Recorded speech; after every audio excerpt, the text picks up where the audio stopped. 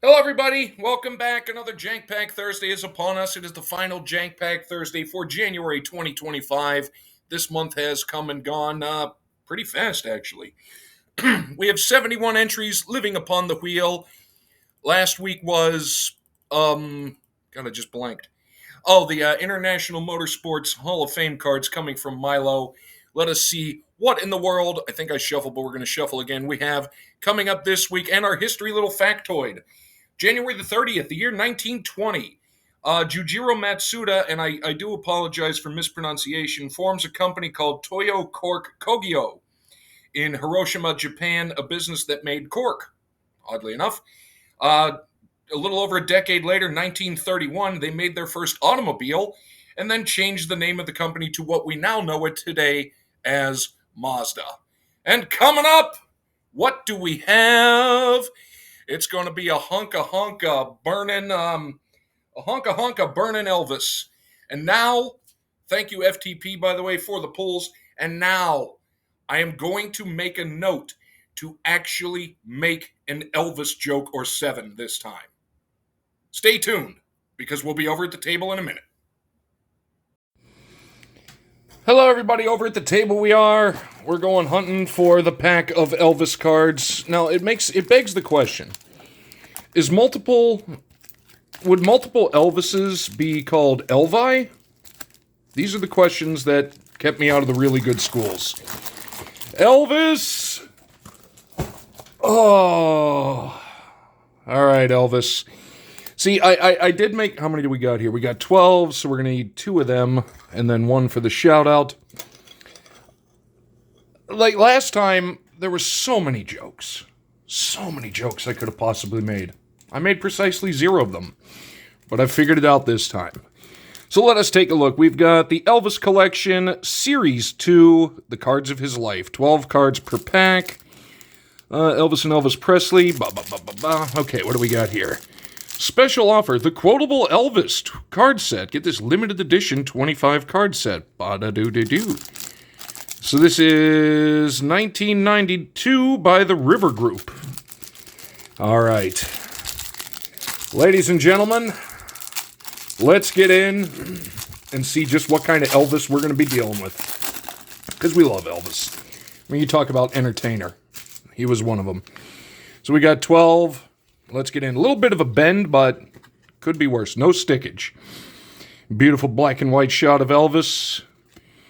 And here, the power of television. By the time Elvis made his 5th appearance on stage with the Dorsey Brothers on March 17th, 1956, Heartbreak Hotel was well on its way to becoming the King's first #1 single. He performed it that night on the program along with Carl Perkins' Blue Suede Shoes. It was a simple formula: TV plus rock and roll equal hit records. Millions of viewers simultaneously shared the birth of a new song, the birth of a new sound, and the birth of a new star. You know, to quote the late, great George Carlin, fairly simple concept happens to work. And it does, because Elvis was, I would say, probably one of the first, probably worldwide superstars. I love that guitar. That is really nice. And these cards, the photography is really good. Simply stated, Elvis influenced every aspect of popular taste. Fashions, hairstyles, stage movements, recording techniques, to name a few of the obvious. But he also exerted an influence in some less obvious ways. For example, after Elvis hit it big, sales of guitars rose dramatically. Coincidence? No way. Guitars were always around, but Elvis made guitar playing cool. And when a teen practiced being Elvis in the mirror, he needed the instrument slung over his shoulder to complete the picture. I guess, later on, the generation I grew up in, everybody wanted to get a guitar so they could practice the Smoke on the Water riff. Hello, Elvis and beautiful lady. Early days. Who be you? On June 2nd, 1953, the graduating class of Humes High School held a celebration picnic at Maywood Beach. Here, the coolest, soon-to-be most famous grad poses with Rosemary Baracco. It was still a couple months before Elvis would venture into the Memphis recording service to begin his meteoric rise to worldwide fame. But check out the clothes and his pose. He wasn't the king yet, but he sure had the look.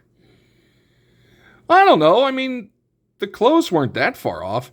And that's high school Elvis. He looks not that much younger than he did when he was performing on stage. Elvis movies. You know, I've never actually seen a movie that Elvis was in. The Trouble with Girls and How to Get Into It. Nah.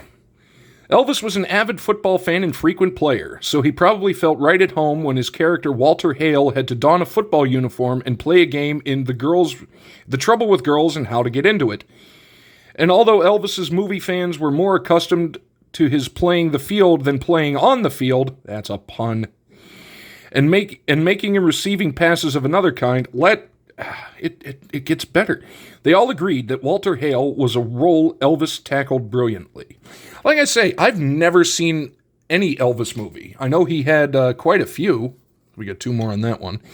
But never actually saw one. And I think also Elvis was a fan of wrestling, and growing up in Memphis, I think he was actually, and rightfully so, as anybody growing from Memphis, was a big fan of Jerry the King Lawler. And I think, according to Jerry Lawler, they actually were going to try to work on some wrestling angle with Elvis and Jerry Lawler, but it never panned out. There we go. Kung Fu Elvis with the mutton chops. Look at this picture and try to guess one of Elvis's favorite television shows. Good guess. It's Kung Fu, a network series about the martial arts that ran on ABC from October 1972 until June 1975. The show starred David Carradine as Kwai Chang Caine, a mild-mannered drifter who hated violence, but didn't hesitate to use force when required. Kung Fu is China's ancient science of personal combat, from which judo and karate were developed. Elvis tuned into the show whenever he could. Actually, it was a great show. It was a little before my time, but, syndication and all that. I never knew that was the impetus for Elvis getting into the martial arts. There we go. Look at the look on Elvis's face. He's thinking, oh boy. From the first days, from the first days of Fan Frenzy to the final tour in 1977, concert security was always a priority for Elvis. It had to be. Rushing the stage at a Presley show was commonplace. Men and women alike, though mostly women, thought nothing of leaping from their seats and catapulting themselves toward Elvis. And as much as he loved contact with an adoring crowd, order had to be maintained for the safety of all. Most fans just wanted to get as near to their hero as they possibly could. Here, a couple loyal subjects get close to their king. And the king is wondering a few things. Graceland. That's a place. There's 2 musical-related places. Well, 3. 3 musical places I've always wanted to go. Graceland, the Grand Ole Opry, and Dollywood. I think everybody wants to go to Dollywood, and rightfully so. But, man, if there was ever anything more 1970s in a picture, it is that. Welcome to the lounge area of the racquetball building behind Graceland, built in 1975 when Elvis became interested in the sport. I'm terrible at racquetball. The upper lounge features a wet bar. That's what every racquetball court needs. Exercise area, weights, and a pinball machine. The lower has Elvis's stereo with speakers mounted at the ceiling. It must be downstairs. Oh, the lower. Doy. But in the wee hours of August 16th, 1977, after Elvis had been to the dentist, he came back to the building and hit a few balls, then sang and played Unchained Melody and Blue Eyes Crying in the Rain on the Schimmel piano. It was the last time Elvis ever made music. He died a few hours later. I didn't even think of that, the date with that. That's interesting. I just love the glasses, the mutton chops. This guy, don't know who this guy is, but looks like somebody's goosing him a little bit. Okay, I was going to say, I know that name. That's Bill Superfoot Wallace. Like, you talk about a legendary martial artist. Elvis and Bill Superfoot Wallace share a triumphant moment. Wallace became Elvis's martial arts instructor and bodyguard in late 1974. The one-time world middleweight karate champion credited Elvis with helping him recuperate from a severe leg injury that he sustained in 1973. The King had an acupuncturist work on the leg, and before long, Wallace was feeling better. Both Elvis and Wallace received many martial arts awards and trophies over the years. Yeah, Superfoot Wallace if you're ever curious about looking up like old school bad dude martial artists, you look up Bill Superfoot Wallace. He was awesome. Shirtless King. Wow, he looks really young. Personal life. Or maybe he has always looked really young. Like a proud father holding his first baby, Elvis strikes a pose with a stack of his initial commercial recording, That's All Right. That's the way the song was titled on the original Sun release, although it's called That's All Right Mama on later versions. The record was released on July 19th, 1954, with the flip side of Blue Moon of Kentucky. Although it didn't hit the national charts, it did climb to the number 4 spot in Memphis. And honestly, Memphis music scene, especially back then, that was big. Elvis, that smile, man. He had a great smile.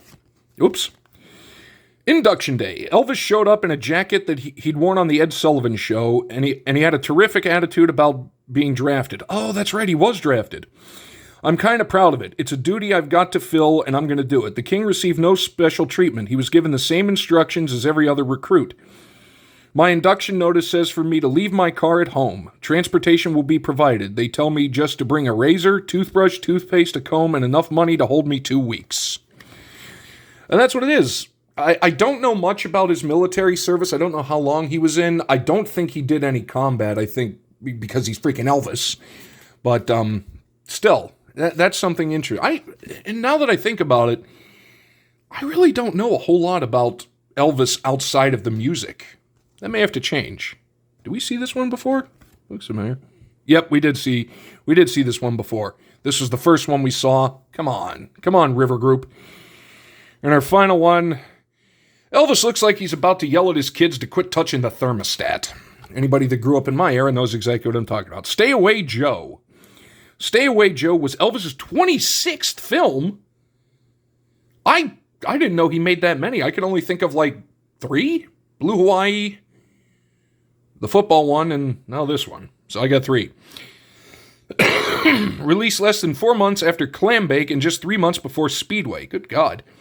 Elvis played Joe Lightcloud, a Navajo Indian who raises cattle and raises a ruckus in the process. Very, very interesting. And then we've got our little propaganda Order the Thing card, which it was probably cool, and I bet you a lot of people probably ordered it, but that was 1992, so that was 33 years ago. It's ever so long ago. I guarantee you the River Group probably isn't even around anymore. That was a lot of fun. That was a hunk of burning awesome. I know I made the joke in the intro, but leave me alone. You know? Because, like, there's so many other ones. Like, I can't really make a blue suede shoes comment. I mean, granted, my shoes are blue, but they are not suede. I don't think I'd actually want suede shoes. I don't know. May have to look into that one as well. That was fun. The photography is great. These are just really, really cool cards. Plus, like I say, I know... When I told you hello, I basically told you all I knew about the personal history of Elvis outside of the music industry. And now, pardon me, we move on to the shout-out time. And this one comes to Hockey Stick Talk Nation. That'd be our buddy Dan. The man who, and I'm going to say it, I've said it to him in chat, I've said it on the stream, but I'm going to say it on video.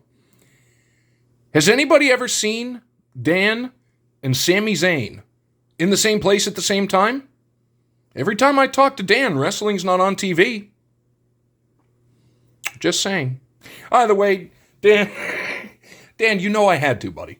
He's at 284. He's right at the precipice. He's at that weird hump of the almost there, getting to 300. He's at 284. So link to Dan down below. He is the co-host of the Wednesday trivia show with Tim Incognito. He has Hockey Stick Talk Nation Friday nights, always getting really, really good guests. Had a really cool, really cool baseball guest on last week, and like I said in the chat, God, it made me wish Pittsburgh had a baseball team with how much information was coming on. But make sure to check out Dan, also the provider of the little thumbnail logo thingy for Monday Talks. So Dan, you're awesome. You deserve absolutely more than 300. Link down below. We got to get Dan up over 300. Sub him up, tell a friend, and you're going to learn a lot about hockey because he does Lots of lists, lots of talking about the prospects, the stuff in the hockey world that I know basically nothing about. And it's cool because I get to learn. So thank you, Dan. Now, where are we at here? Donde is... all right. This is the day, ladies and gentlemen. I'm calling it right now. This is the day that we get a Vinnie Jones. We've got a bunch the Three Good Nerds sent us. We need a Vinnie Jones. I have the one to send. It's a matter of principle at this point. I've opened a lot of packs of this. Not seen them yet. It's the principle of the matter. We're going to figure it out. Plus, we can go mustache hunting as well. We've got Nigel Spink. What a great name. Nigel Spink from Aston Villa. Gary Crosby from Nottingham Forest. We got Martin Keown from Everton. No mustaches either. Steve Hodge, but a lot of TTM potential looking up. Nottingham Forest. We got Lee Sinnott from Bradford City. Is that a mustache? Oh, there we go. We got a mustache. Paul Ramsey for Leicester City. Moustache. Paul Blades from Norwich City. Trevor Francis, Sheffield Wednesday. Why Sheffield Wednesday? I know there's Sheffield United. I'm curious, what is the significance of Sheffield Wednesday? Gary Mabbott, should have been Madbutt, from Tottenham Hotspur. And the final card, and we got skunked once again, Nick Pickering, Derby County. Well, you remember when I called it? I was wrong. For the first time since 1998, I was wrong on camera. But we did get us a nice little moustache. That is a good little moustache right there. So shout out Maiden's World of Wax and Mac Wax Stacks. And that, ladies and folks, is going to do it for the final Jank Pack Thursday of the month of January. It was Elvis. It was awesome. Thank you to For the Pools, the man, the myth, the legend, for providing the pack and a lot of fun information. Shout out to Janky Legs and Susan the Goose. And don't forget, March the 1st, the Great Spinach Hunt. It's coming up faster than we think. It's almost February, guys. So that is going to do it for Jank Pack Thursday. Link to all the cool shows down below for the rest of the weekend. Make sure to check it out. Oh, also, Saturday, the 1st, 7 o'clock p.m., the Autograph Fisherman John Burgess' channel, TTM stream, will be back. So we look to, hopefully we will see you guys there. Links to everybody I shouted out down below. Thank you all so much. One day we're going to pull Vinnie Jones. I swear to God, if I have to get another box of it, I will. But one day we will get us a Vinnie Jones, and life will be even more full of awesome. So thank you so much to everybody in the chat. Thank you to anybody watching on the replay. Hope you enjoyed it. We will see you later.